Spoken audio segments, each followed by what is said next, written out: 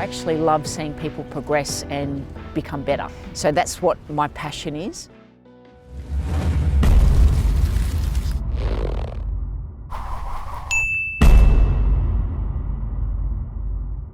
Welcome to the next episode of the My Posing Coach podcast. My name's Amy Fox, and today I'm joined by a special guest. There's a long list here. Ex-Bricky, which I didn't actually know about until today, bodybuilder, master trainer, and most importantly, the executive director at Food for Fitness, Carlo Coratella. Welcome. How you going, guys? Nice for you to pop in. I know that you've got a very hectic schedule. I do. So what were you getting up to today? What was going on today? Today is the manufacturing production in the factory prior to our logistics deliveries on the Saturday. So today we start cooking everything in all the procedures of cooking, cooling, following the processes before we actually start putting the meals together. So it's a big process. So. And we just had one of the little videos come up earlier of it's almost like a massive production line. And do you know, it reminds me of the Willy Wonka factory, but way cleaner. It's a bit like that, yeah. Yeah, it's a bit like that. A lot more protein. Yeah, heaps more protein. Less sugar. And yeah, that's right. And Carla, I actually placed my order last night and I'm getting really stuck into the banana bread at the moment. And you've got a lot of healthy snacks and treats now on your menu. We have a lot, yeah. We like to think that, we're like a one-stop shop. So, we with the business, yes, we want to do healthy food, but we also want to give someone something that they can actually enjoy and still be conscious of what they're eating outside of, your regular typical bodybuilding diet, which I think is, the market this way is definitely outsourced to that extent. It's not just about bodybuilding anymore. We specialize in all markets. So, whether it be prenatal, postnatal, elderly, kids, competitors, you name it. So with these products, we want to satisfy the market where someone wants to eat something bad, not necessarily bad, but a cheeky treat, they can get it from us, but without all the bad stuff in it, That's it. And as you know, I'm 7 months pregnant at the moment. I'm still eating the meals. Couldn't tell. Like crazy. Liar. But yeah, and exactly that. Like I'm feeling like something that's, not necessarily protein and veg for 6 meals a day like I was when I was competing, and the banana bread and the little savoury muffins and things that are low sugar. Yeah, it's not even just high protein stuff. It's, things without the refined sugars, the preservatives, gluten-free, dairy-free, things, again, also being pregnant that you have to worry about, certain things like nuts and all that type of stuff. So, I think a lot of the stuff that we do stays away from the refined sugars, just coming from natural ingredients as well. And again, it's not always about just the high protein, but about just giving someone that's healthy, really, That's it. And you said that, like, initially you started off with the market being bodybuilders and competitors, and now it's expanded. Right. Like, why did that interest you? Was it because you were into your own training, or?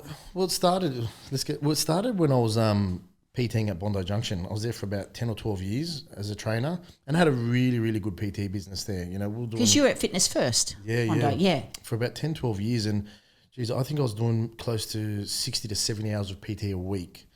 And in that club we had 65 trainers. Yeah, that's crazy. And we had over 12,500 check-ins a day. Wow. A week, not a day. So it was busy. It was a good business. And, you had those clients that were really good clients, coming 5-6 days a week, getting good results. And you don't see that outside of the CBD, really. Like, Sydney people will come 3 times plus a week, won't they? No, this gym was pumping. At the time was pumping. It still does. Yep. It's a place to be. It's Bondi Junction. Beautiful view, beautiful central location as well.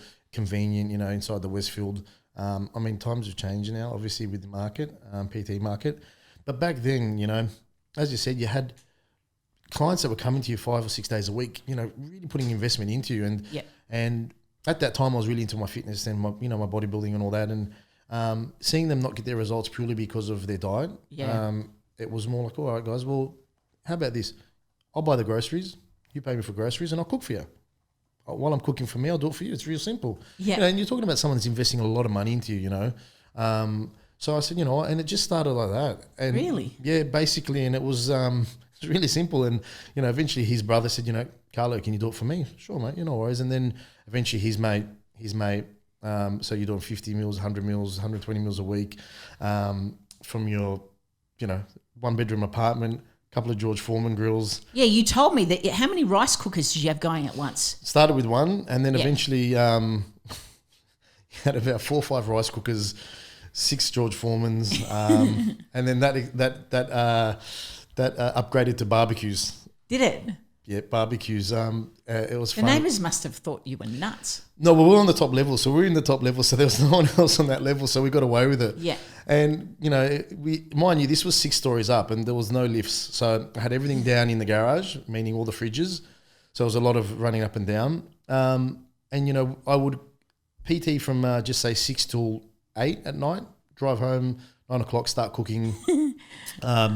And that's crazy. Yeah, just kitchen tables, fold out tables. It started, and eventually we got beyond that. So we started doing it on barbecues, and the barbecues obviously could get a lot more done.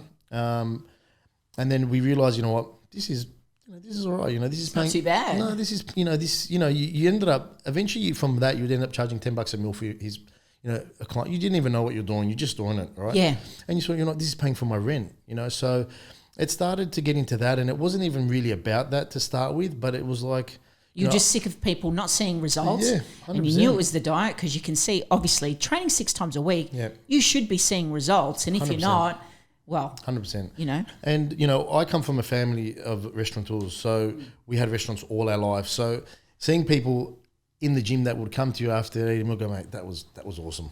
Yeah. And that was really, really good. What did you do? I said, I can't tell you. But, it wasn't just started cooking. It started for me when I was prepping, and this was before any meal prep company started. It was nothing was out there. No one was out there. No one was doing anything. And it was like, you know what? On my off season, I didn't want to eat like a bodybuilder.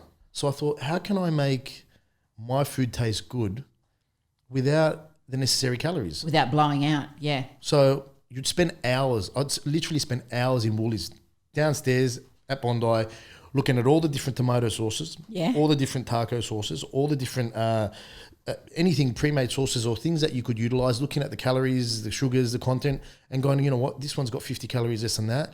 If I do this, this, and this, and this, I can eat this meal that I'd normally get that would be 700, 800 calories because of sugars and all the other additives. I can make this in a 450 calorie meal and still get the same macros, meaning more so, carbohydrates, fats, and proteins. That obviously what we really care about. And it just sort of started like that, and then I ended up diversing this menu, and that's exactly what I was putting onto my clients, on my clients at the time, and they loved it. And then, like I said, from this apartment, we ended up moving into a house where I had that. Geez, if you look at this setup, I don't even know how I did it. I think about it now, and I remember you telling me stories, and it was just nuts. We had 3. I used to. BP used to buy 10 gas bottles, right? Mm-hmm. Grab and goes. Always had them banked up. We had 3 barbecues going. I had outdoor burners, like just gas burners. Who was helping you? Just me. Oh, just you? Just me at the time, yeah. So it was... I thought you were going to say your mum or something. No, it was just me. I was doing everything. So, yeah, we had the 3 gas burners, like the portable burners that you take camping. Yeah. And I have the big 80-kilo stock pots on there.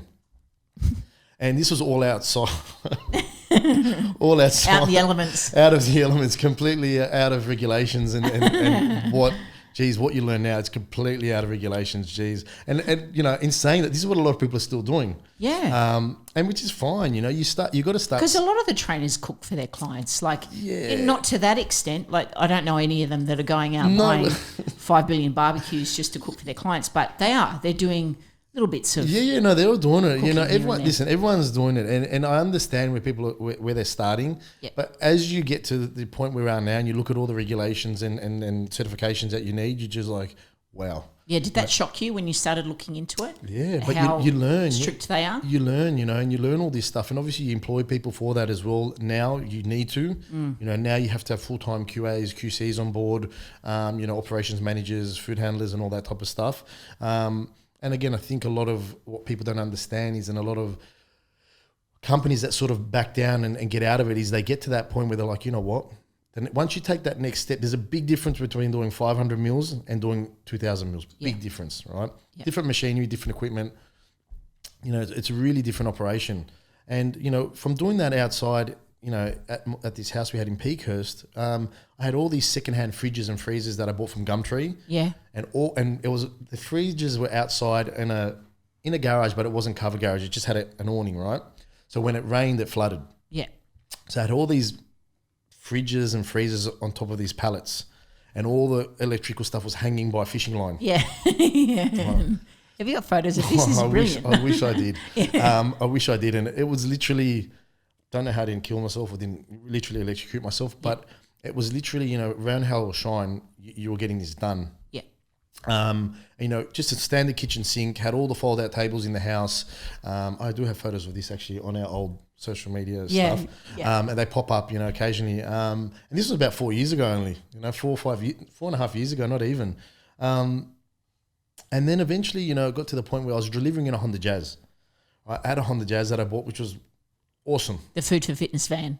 No, yeah, pretty much. The Food for Fitness van. And this thing was like a little truck. I even got to the point where I had my mechanic adjust the compressor and the air conditioning controller in it so that the air conditioning would get to 12 degrees. So did you drive around in a beanie? Beanie, hoodie, scarf, you name it, in the middle of winter, right? And I was doing all this. So I'd literally finished cooking, and you know, you look at it and you're still delivering food hot to clients, you know, almost like Uber Eats, and you think now, oh my God, how did I kill somebody? Yeah.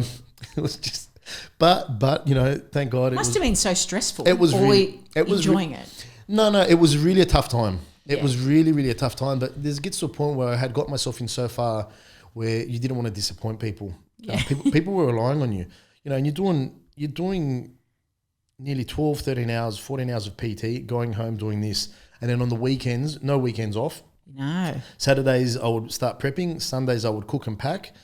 And then straight after I finished, get in the van and start delivering. And it was, so not in the van, in the Honda, and start delivering. And I had people ordering for me in Campbelltown, Minto, Penrith. You know, so I would drive. All around New South Wales. I would finish at 3 o'clock in the morning, sometimes doing deliveries, right, in the Honda Jazz.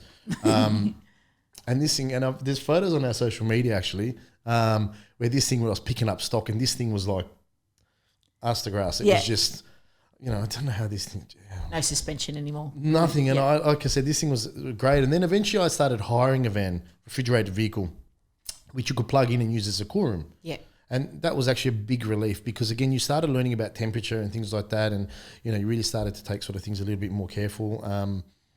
And then once it got to that point, it became quite stressful at the house. Yeah. Because it was a big process, you know, it was a mess. And the wife, who I praise, who sort of put up with it all, she sort of ended up helping me a bit with all that. And she would... Because it's not just the food prep, it's the cleaning afterwards. My wife ended up being on the barbecue. Yeah. She was managing all 3 barbecues, burning the shit out of everything. Literally, she's going to kill me. And then eventually her sister would come over sometimes and help. And at this point, I started suffering a bit from chronic fatigue. Yeah. I started getting adrenal fatigue and chronic fatigue, and it was a real struggle. You know, you'd get up. Yeah, because tell me about that. Like, for those, like, I mean, people that have had it know about it. Like, it knocks them around big time, doesn't it? It was really it was really hard. I mean, but it was my fault because I was living this life of a bodybuilder. I was trying to look like this plastic ornament. You know what it's like. You know, trying to do this competitive diet, like a comp diet through 365 days a year. Yeah. Being in the Bondi market, you know, you wanted to be the biggest, the leanest trainer. You know, you wanted to sort of keep that image. You wanted to look the part all the time. Yeah, and it sold, you know, and if you could talk and back it up, you know, obviously, you know, I was always good at talking and, you know, I could always sell, but I could back it up and the image would always help, you know, it'd always help, of course. You know, that's sort of common sense. And I still say that to today, you know, if you can back both up or if you've got both backgrounds in that, you're set, it's you know. Smooth sailing. It's smooth sailing, you know. And like I said, I was selling people yearly packages up front. Wow. People giving me $14,500 worth of PT up front, you know, trusting me, you know, and they were stayed with me for years, these guys, you know. So it was a big thing and massive investment for people, but obviously, you know, it's all changed now, obviously. Yeah, that's right, because a lot of trainers do the wrong thing, but for people to do that, like, it's quite unheard of. That's quite rare. Yeah, really rare. And people. So it says a lot about your reputation and again, I praise everyone that supported me because of that. Yeah, people. The only reason I got to where I am now was because people backed me up. people knew me as a person, knew what I was like, and they stuck by me, you know. And obviously, I think that like I said, big believer that's where I am now because of everyone that you know, they know you as a person and they know you as a character, you know. And I've always believed to stay humble. Doesn't matter where you started or how much you make or, you know, what you drive or whatever it may be, you know, always stay humble. And you know me, I take the piss out of myself all the time. So, you know, But Carlo, you're very generous as well. Like I have to say, and like saying this as a sponsored athlete and watching you with other athletes as well. Like obviously there's a massive crew behind the Food for Fitness, and a lot of people get very well looked after, I think. But I think you go well out of your way to make sure that we're all but you go out of your way to make sure that we're all well looked after and we're happy.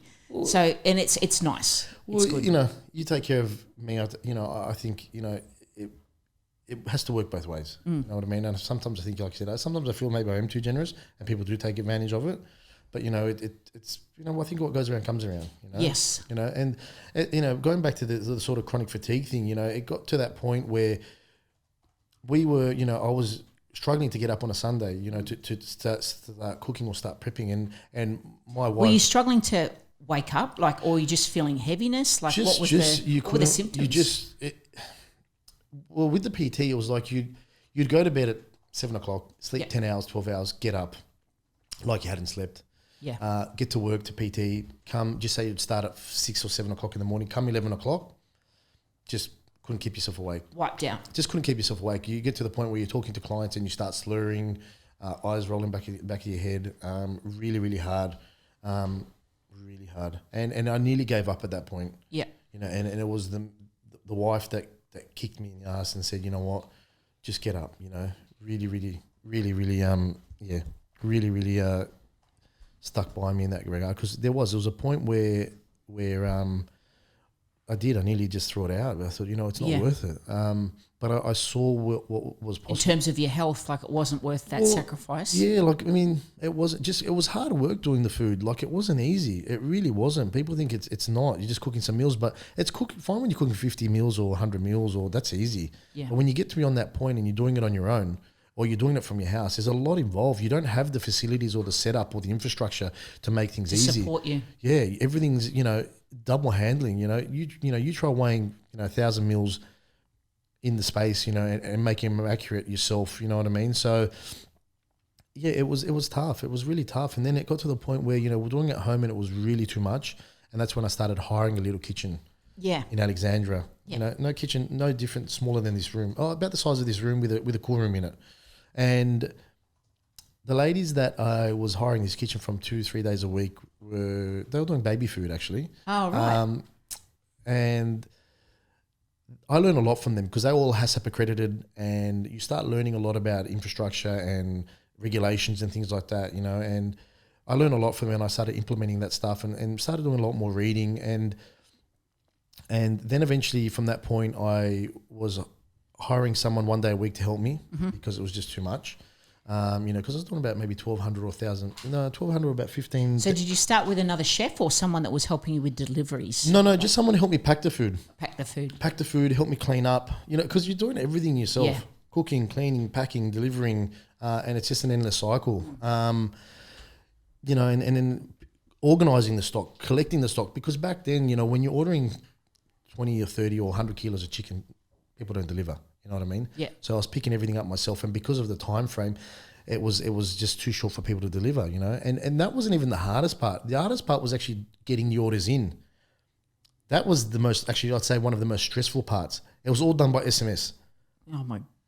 All done by SMS. So yeah, it was all done by SMS. I had a list, an app. And PT's bad enough, like people trying to book sessions without them being regular. Like, it must have been a nightmare. Try doing a PT and people trying to throw their order into you. Yeah. Right, at that time while you're PTing. That'd be hell. It was disastrous. You know, it was. What did you do? Spreadsheets? Like what was going on? Started with hand spreadsheets. Right, literally with hand, and eventually I made a I was never a computer spreadsheet guy, never.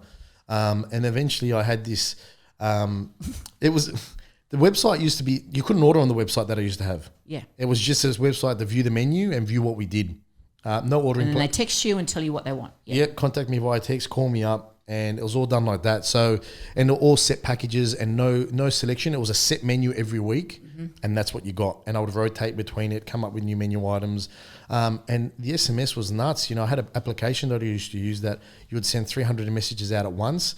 Some people got them, some people didn't, you know, or sometimes it wouldn't even work. And then literally you'd send 300 messages out, and in the space of an hour, you would get just bang, bang, slammed. And trying to convert that into a spreadsheet without making a mistake. Then once you got all the orders in, you had to collect payment details. I was going to say, what was the, call them up, get their credit card details. And then once you got all that and saved that, then you had to process the payments all manually.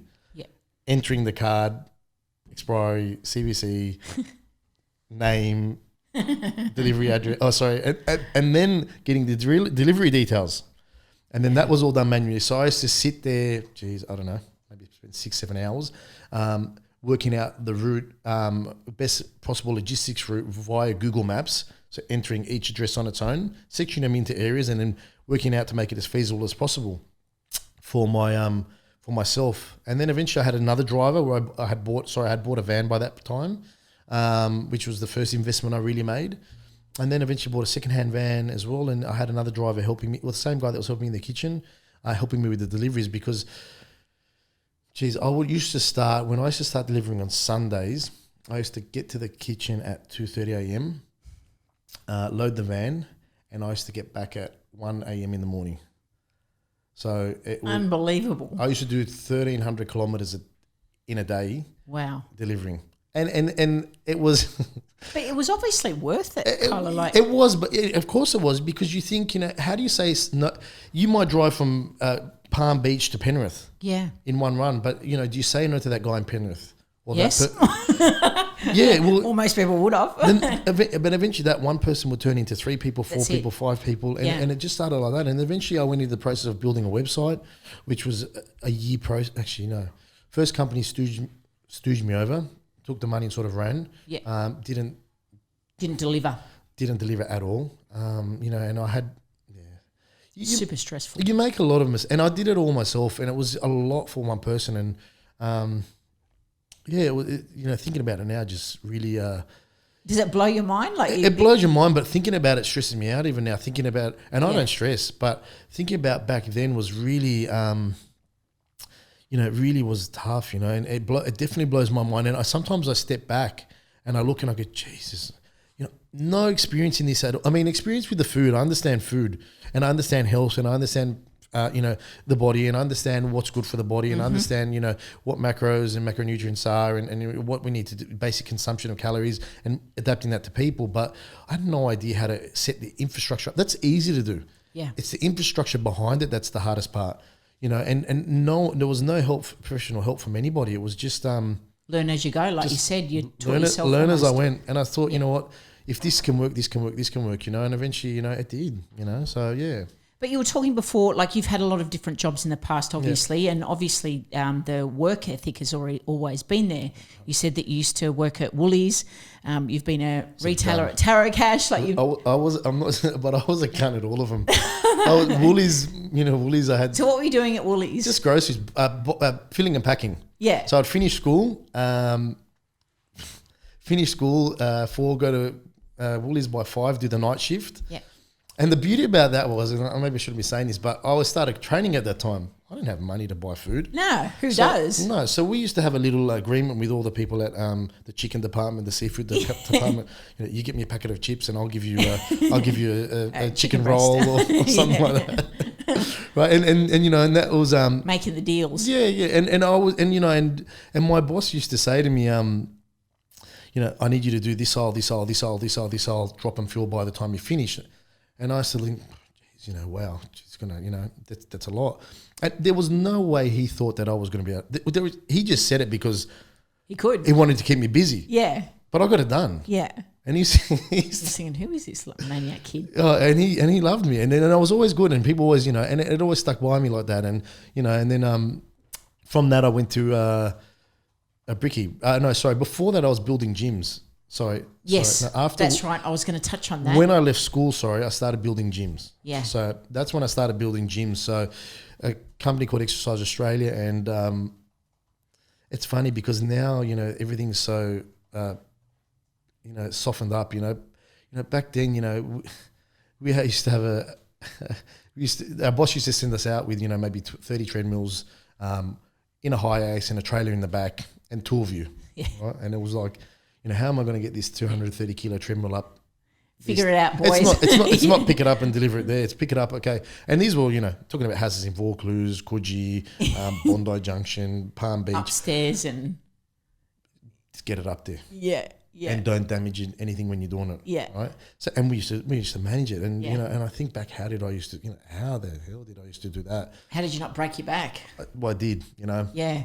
And that was a big part of my ongoing issue with my back was from that job. But you wouldn't even dare consider going through anything like workers' compensation or there's some bad accidents we had, and we used to climb pallets, so racking 4 meter high pallet racking.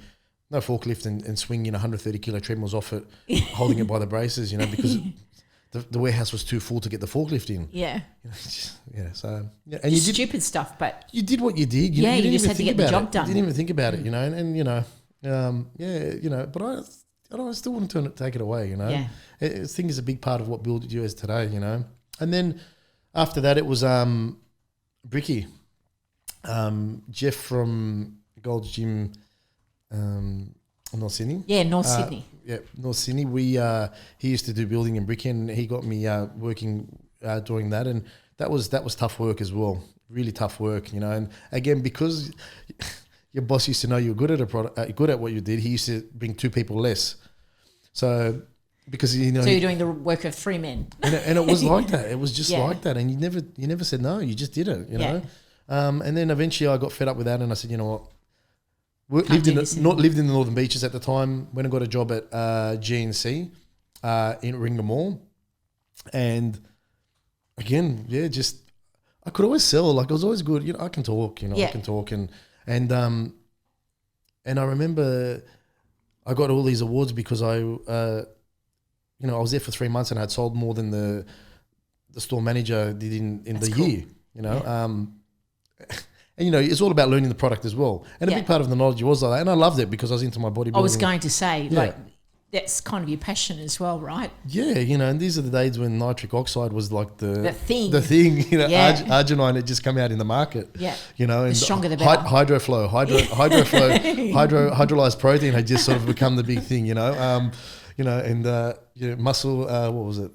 Muscle Tech. Muscle Tech was, in the time, and I loved Muscle Tech at the time. I was so devastated when I found out that I think 80% of the product's sugar. I thought it was amazing. Getting growth on it all. Yeah. That's from the 66 grams of sugar per serve. Oh, it tastes nice. Nice flavour. Yeah, the creatine. Yeah, I remember that one. Yeah. And all the aminos. Mm. And then eventually I went into, I got another job downstairs at Tarakash. Yeah. And no idea. Never done clothing. No idea. And I just used to, I used to sell it. Initially, I used to try the shirt on for the person. And obviously at the time, you got that aesthetic physique. So you'd put the shirt on. Hang on, you were putting the shirt on for the customer. Yeah. And that's Carlo. And that's how I used that's hilarious. I used to, and they used to see the shirt on you, obviously. But the shoulders, the nice posture. The V-tape and sold. Yeah, all right, I'll buy that. Straight away sold. Yeah. And back then it wasn't that. What you guys got to remember is, you know Amy better than anyone, but that was the time before the industry was like this. Yes. You may be 1 out of 1,000 that looked a certain way. Yeah. And that was before all of this started coming in. So you really stood out back then. And now obviously it's, if you don't look everyone looks better than us now. Big 360, isn't it?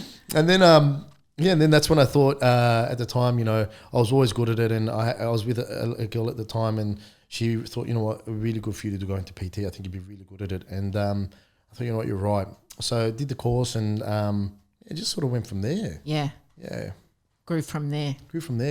Always had a passion in fitness, Yes. Always had a passion in fitness. Always did. And like coming from a point of view where, your passion is fitness and things, like you've got a lot of sponsored athletes. Yes. Like how do you go about sifting through, because you get a lot of inquiries, especially after all the competitions. Yeah. people wanting sponsorship. They're wanting whether or not it's sponsorship for exposure or just simply the free food, like whatever they want. How do you choose these people? Like, what are you looking for in an athlete? From when I first started to now is a bit different. From when I first started, it was more looking at people approaching you, and you look at where they're training, what potential they have, and you give them a go. It really wasn't a structure behind it back then. I thought this guy works at a good gym, he's got a good client following, and then you do a bit of research. Back then social media sort of was just really getting into it, and you sort of look into that. And now it's a little bit different. I mean, we get hundreds of inquiries a day. I'd really like to be a sponsored athlete, and a simple question we ask is, what meals do you like of ours? What are your favourites? Oh no, I haven't tried your product yet. For me, it's how can you want to endorse something if you haven't tried it? Yeah. Do you know what I mean? If you want to be honest and And I understand there's people that just hear about you, but for me, it's like if you've tried the product and it's a good product, and you want to endorse it, I can understand. But if you never tried the product, I think it's really, really hard to say, I want to endorse this. Yeah. Is it you want to endorse it because you want to, obviously you want to what's the credibility behind that? 100%. Yeah. And it's a business deal. Sponsorship is a business deal, whether it is, it's what we give you, you generate a return for us. And based on that, percentages of what we give you, and what you generate. Yeah. Whether everyone fulfills that, maybe not. But like I said, I am. Sometimes I must have let too much get away. Yep. But it's really now what I find with the platform and all that is it's not people that have 300,000 or 1 million followers. And we've had that before. We've had people that had 1 million followers, and yes, they got us likes.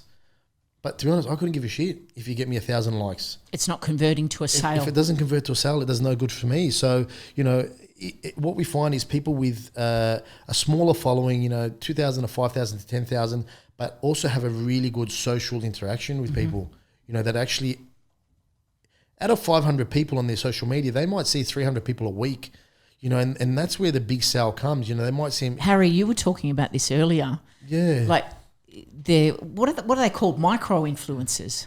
Correct, yeah. And the engagement, like 100%, the engagement is what's key. 100%, Yeah. You can throw a post up there and get nothing, but if you throw a post up there and then, 2 days later you bump into that person that saw that post and they ask you about it, I guarantee you that's where that initial, that will really take that next step for that person to get online and really purchase that food. And and obviously it's also not about that, but it's also good to have some good influencers on there. We've got some, I think we've got over 30 athletes now, and not just competitors. I mean, a lot of them have become competitors.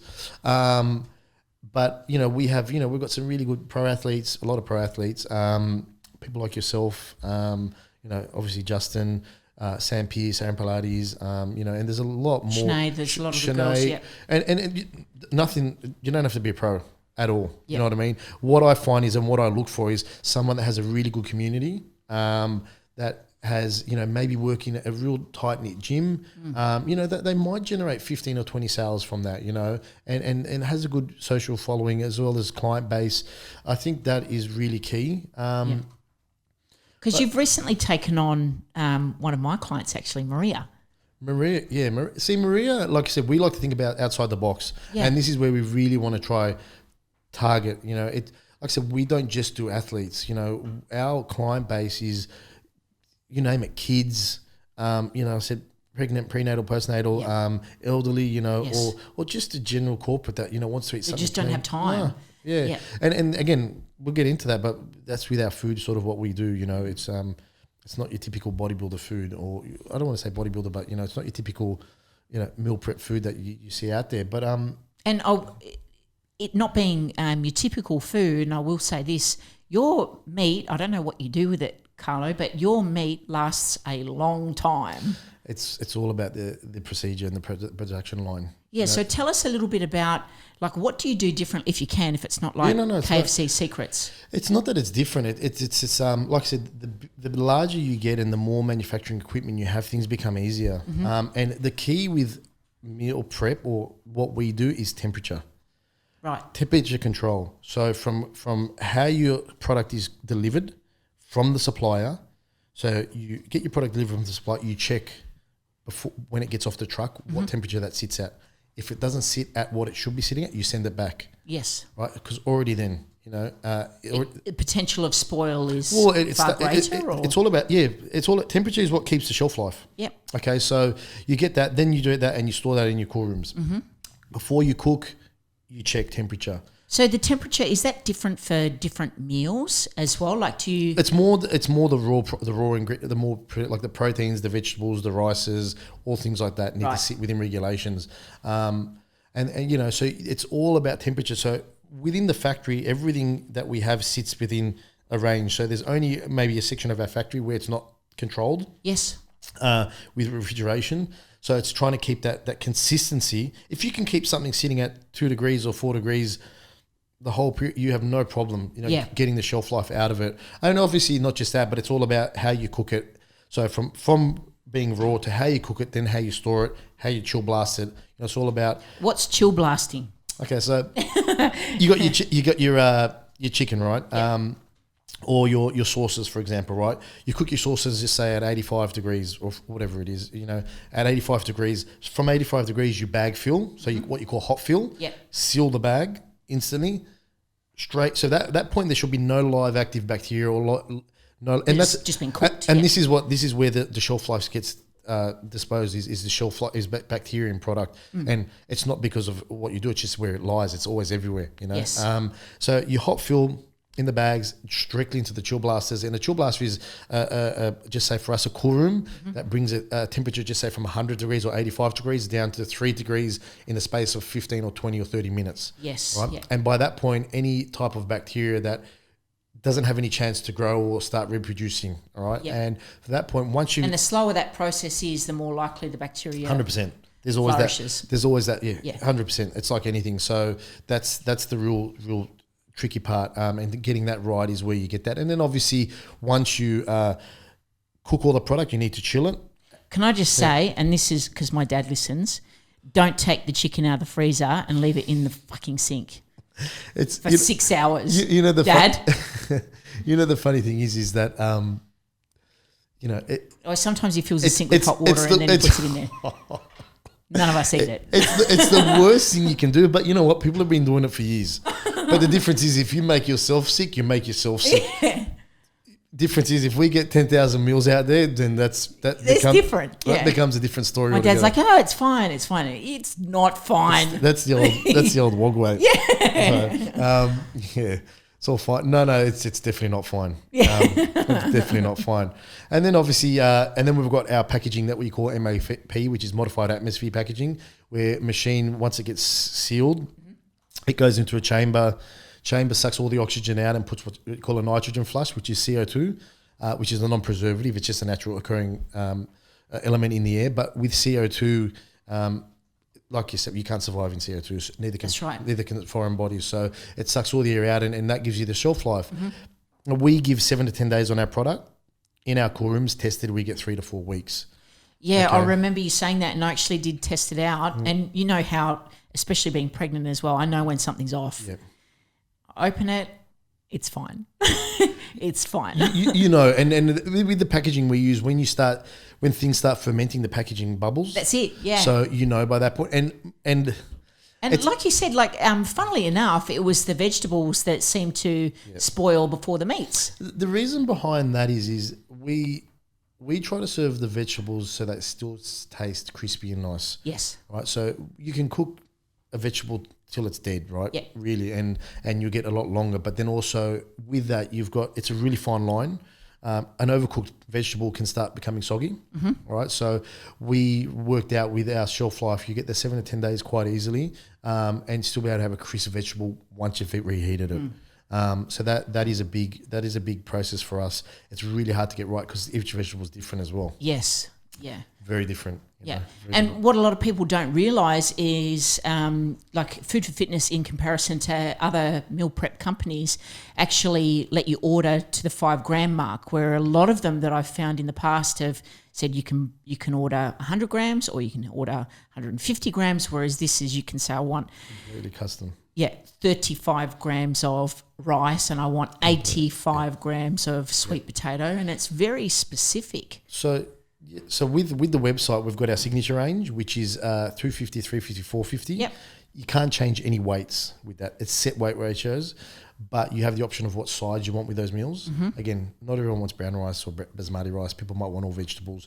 We've got about 72 flavours now. It's a massive menu. Yeah, well, we want to be a one-stop shop, and it's, all types of nationalities we've got there in terms Well, you've of got cultures. falafels now. And how good are they? And we've got carrot, pumpkin, and Yeah, I was beetroot going to say, flavours. the carrot falafel, they were really nice actually. Yeah. So, and with the custom section, as you said, so that was designed based upon obviously competitive market, meaning competitive industry. So someone that can actually go online that's competing and build their meals from scratch and have them delivered. So completely have a comp prep diet ready and delivered, and those will be exact to the gram.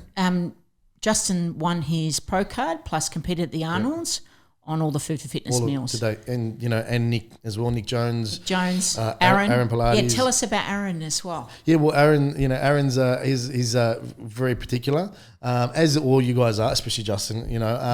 And it's for us a big foundation that we want to be trusted with that. So like I said, our product, each section in our factory, we have a signature range section, which is more of a production line, and then you have your custom range, which is individual workstations, and it's almost like you're there weighing and prepping your meals yourself. So iPads, your order in front of you, and each item is weighed specifically individually and placed in the item to exactly what's required.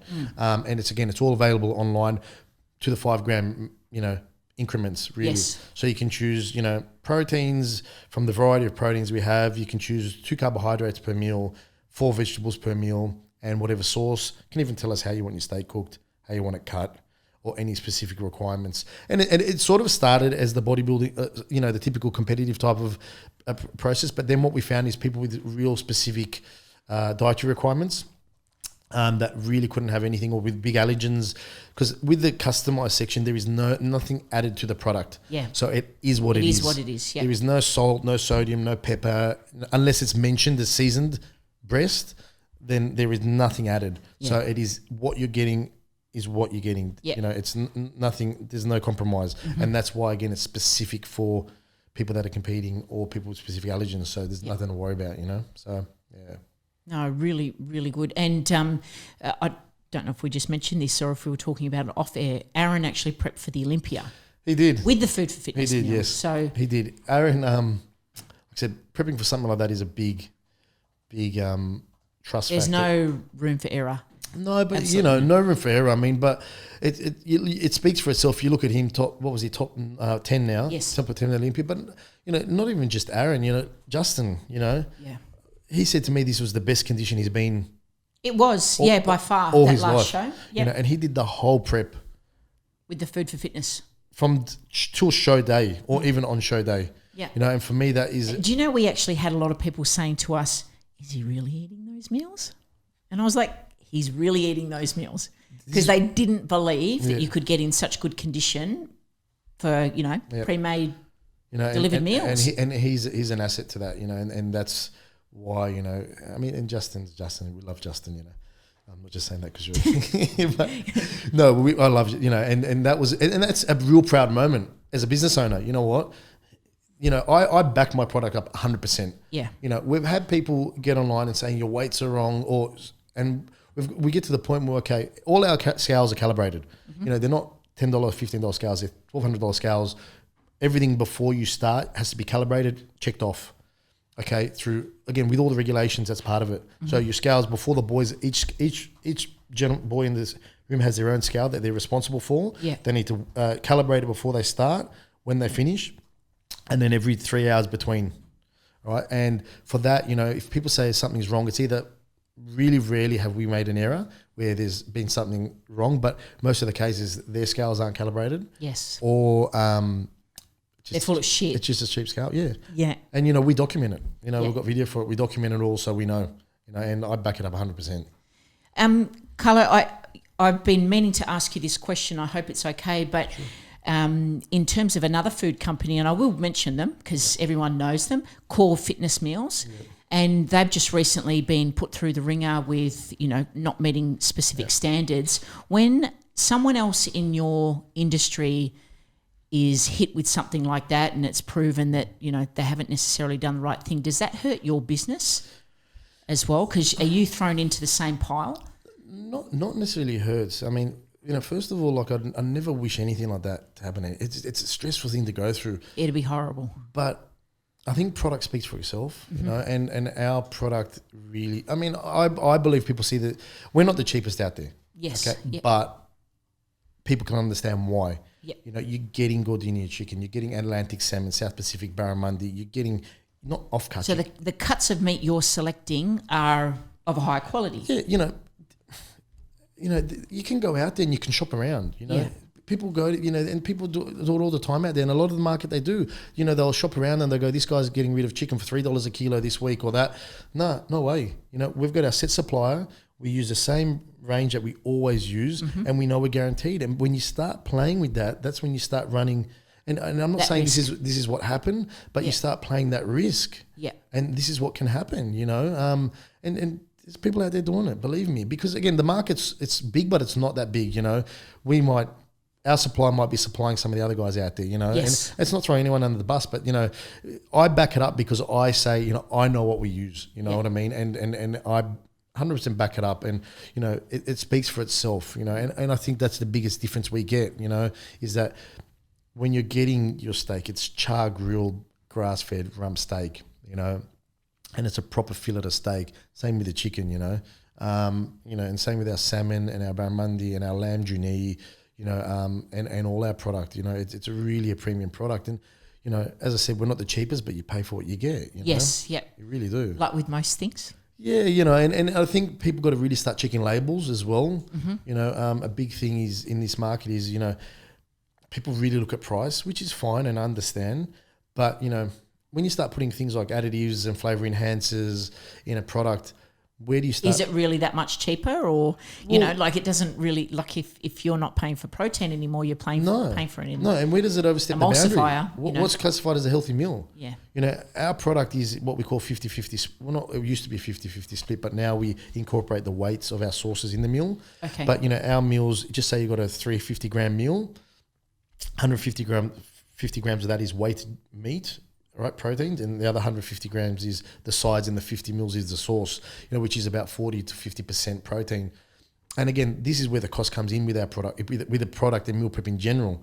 Is the protein. That's the biggest expense in that meal. Yeah. And when you start sacrificing that, you can easily cut costs. I can give someone a meal for $4, no problem. Yeah. I put 150 grams of rice in there, 100 mils of sauce, 50 grams of protein. Still a 350 gram size meal or whatever. I'll give you an example. We do a lot of taste testings, and we have a 250 gram meal, and that we were doing sampling, handing out, and a lady asked us, how much was this meal? And I said, about $9 on lunch. And she turned around and said, wow, that's expensive. And I sort of, got a bit uptight, and I went, okay, yeah, expensive. Like, explain, why is it expensive? And I was really interested to see her answer. And she'd say, well, I can go to Woolies and I can get like a butter chicken in the pre-met for, $5.50. I said, okay, fair enough. I said, so tell me, in that meal, how many vegetables do you get? Oh, no, there's no vegetables. I said, okay, so it's all rice, yep. And how many cubes of chicken do you exactly. get? Two? And how much is it? And how much chicken is there? And she went, yeah, okay. Literally, she said about 3-4 pieces of chicken. So you've got a 300 gram meal with it's all sauce, 8% chicken in it. Yeah. And the rest, I said, and I was really, and I helped her explain this. I helped her explain to it, this is where the cost comes involved, And if you're training, it's not about anymore even with weight loss, it's not even about where you're getting your calories from anymore. It's about it's about your calories and your macros. Yeah. You can have a 400 calorie meal and 80% of it is sugar or carbohydrates. How your body, and better than anyone, how your body utilizes that is completely different to if that was a 50% protein. That's it. 5% sugar. Very different, especially if you're in a competitive market and you're training and you're wanting to lose weight. And your goal is aesthetics. You're going to take, you've got to burn that off. Where the protein and everything, everything's utilized very differently. So, it's just our product is really based on macros and calories. Yeah. It's a combination of both. It's not just your typical Weight Watchers or at all, but No. it's a calorie base. And this is a lot of questions that we get at these taste testings, or things that we do. How do you differentiate from, core Weight Watchers Light and Easy? And that's the biggest thing is, we... So do you find selling to that market a lot harder? Because for me, it's quite obvious with, something like U-Foods or the buttered chicken at Woolies or whatever it is, coming from a bodybuilding background, it's like, well, of course, like meat's expensive. So there you go. But then when you're trying to compete with the Weight Watchers, well, very tricky. Once someone tries the meal, it sells itself. Yeah. You know what I mean? But there's always going to be that market. And again, it's always going to be about price for people. Yes. It's always going to be about price for people, and I can understand that, especially with the market at the moment, it's tough out there for a lot of people, in the market. So it can understand, but we just try to make people realise, and I think everyone that we have on board understands, once they get the meal or they get the product delivered, they go, okay, I can see why. And I'm not talking about expensive. And it's not even expensive, No, really. it's like, not, you break it down and think how much time, I think I did a post a couple of days ago about it. But, for a bodybuilder, all of Sunday is spent meal prepping, food shopping, cleaning You're up. always going to be able to do it. Oh. Listen, guys, you're always going to be able to do it cheap yourself. Well, I don't think so. I don't think it's worth it. It's not worth it. But you know what I mean? If you're happy to do it yourself, there's no way. If you're happy to do it yourself, then go for it, because I can't sell you something that is the same price you can do it for, because it just doesn't work. That's how business works. You know what I mean? We need to make our margins, That's right. We have 45 staff, I need to pay our overheads and we need to pay our expenses. But, like I said, I don't think people can do it. $9 for a good 200. I don't think so either. And time is precious as well. Like, that's the last thing I want to be doing on a Sunday. And not that and the flavour. And I say to people, if you can cook better yourself, go for it. I've never been able to cook better chicken than what you guys make. Like, that's... No, it's a really good... Do you know what I've done, though? I've had, not dinner parties, but people over. You've ordered the bulk chicken. Yeah. Cut it up. And they're like, oh, my God, the chicken's amazing. Yeah. And I'm like, thank you. Like, they have no idea. Yeah, and it's good. I mean, this is the thing. I could get a 300-gram meal, put it on a plate, serve it at a restaurant, and I could charge you $25 for it. Yeah. And no one it's so good. No one would say anything. And everyone out there, you've got to try the bulk chicken as well, because it's amazing. It's so tender. Some of our stuff is really good. It's really good. The high protein lasagna. Well, my favourite is the beef cottage pie like at the moment. Yeah, that's pretty good. Yeah, it's really good. Sometimes I make a fresh salad and I just have that, and it's like, restaurant quality is perfect. It really is. Like, and again, this is why I say based with our background with the restaurant style. The principle of what I wanted to do was give people food that they could enjoy as if they're eating at a restaurant. Yep. But as if they're cooking at home. So our principles that we do in the factory, yes, we do a big manufacturing line and we do a big process, but we still try to keep that base foundation of as if we're doing it at home. Mm-hmm. Our bolognese and all our traditional stuff is still done traditional, except we just use big pieces of equipment. Yes. It's still about base foundation, and that's where you get the flavor from. Flavor comes from that foundation of the product, from the garlics, the onions, the really raw herbs and ingredients. You get that right, and you don't need all these additives and all these... all the crap. No, you don't, you know. A bolognese is bolognese, garlic, olive oil, celery, onion, carrot, 95 seal grade beef, some parsley, a bit of salt, a bit of pepper. Perfect. That's it. Yeah. If you start putting things like flavour, emulsifiers, enhancers, 501, caramel colour in your bolognese, then Rubbish. All right, you got your macros in there. Is that healthy, but especially for someone like yourself, pregnant, it's the last thing you want to be consuming. That's it. Well, you also sponsor shows, like the bodybuilding shows and things. Yes. So how did you get involved in that, or what made you? I have no idea how I got involved. How did I get involved? I've always liked it, right? I've always liked it, and I've always wanted to be a part of it. And I don't know whether it's an ego thing, but I think, having your name out there and having your name on a screen and, people, representing a show like that and especially with Tony, Tony Doherty and Mark Gretchen, they're great, like really good with that, you know. Yeah. And we sponsor Mark Gretchen as well. I know. So Mark Gretchen is a part of the team, and last time I was judging, and you said you want something to eat, and so we're all sitting there eating the food fitness meals at the judging panel. yeah, and that's the idea. And again, the shows is, you know, we sell food at the shows, but it's not really about making the money, you know. It's just sort of getting out there and really getting the name out there, you know. But getting involved in the shows, I think it was just more passion of mine than anything. Yeah. And then it just sort of went from there, you know. It was always good to be a part of these things, and it's a good feeling, and I like going to them, you know. And I like being a part of it. I like representing the IFBB Pro League, and you know, and we do A and B as well. We do a lot of other different federations. Yeah, you know, it's more so. You know, it's more so, you know, just representing the brand as well, you know, and eventually now that we're doing all interstate stuff with the deliveries, you know, with the logistics, we're doing, you know, what we're doing now, we're doing South Australia, Melbourne, Queensland. I was going to ask you your locations. So we're doing, when I say most of rural, not so much rural, it's always hard with cold chain logistics, you know. Yes. Rural is always hard. But, you know, we do all our own deliveries in New South Wales with our own vehicles. But all the other states we use third-party logistics. Yeah. And eventually, you know, we want to start sponsoring these shows nationally, hopefully, you know. Yeah. Really good, you know. Like the guys... Get over to Perth. Perth is a different story. Perth is hard. Well, now we do a retail line.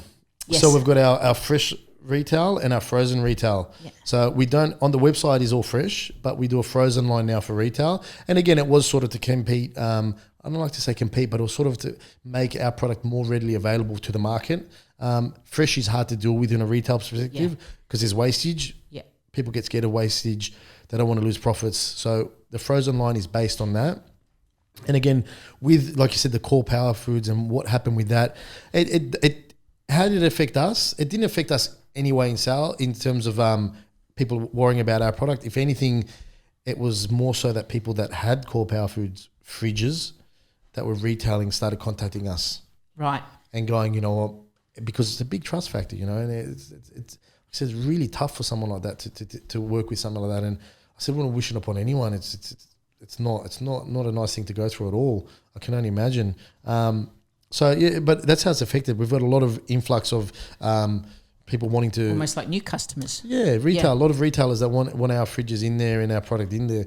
But they wouldn't have gone for it if you had just offered fresh. No, well, you know, selling a $6.95 meal. You know, people adapt to it, you know, $6.95, you know, and I mean, I'm not going to get to, you know what I mean? $6.95 meal, you pay for what you get, but, you know, yeah. I don't want to get too far into that. Yeah. No, because I don't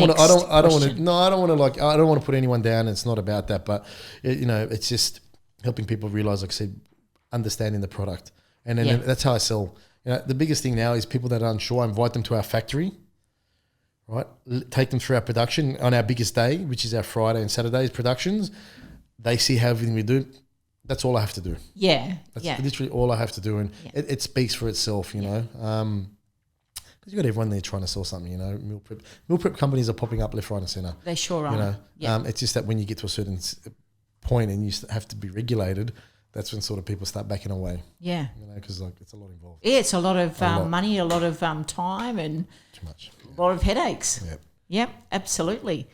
Carlo, I think we'll leave it there. Thank you very much for joining me on the podcast. And if people need to get in contact with you, or you know, want to buy the meals for the next order, which is delivered this Sunday, how do they go about that? Just the website, so www.foodforfitness.com.au. That's with the number 4.